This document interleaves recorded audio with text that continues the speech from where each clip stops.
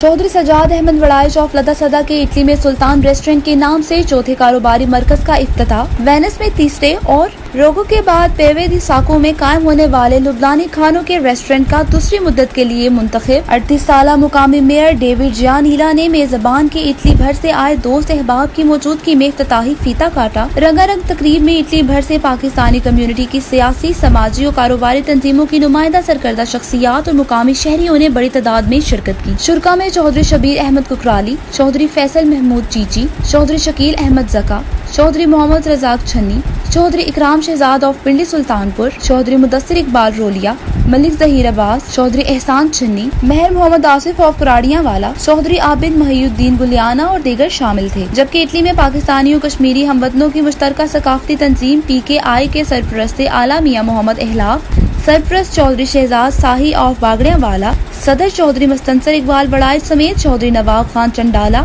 हाजी मोहम्मद असलम और दीगर ने चौधरी सजाद अहमद वड़ाइच से खसूसी मुलाकात की और इन्हें नए कारोबारी मरकज के इफ्तिताह पर मुबारकबाद दी। Report Mohammad Ilyas Qadri, bureau chief Jazba news, Italy.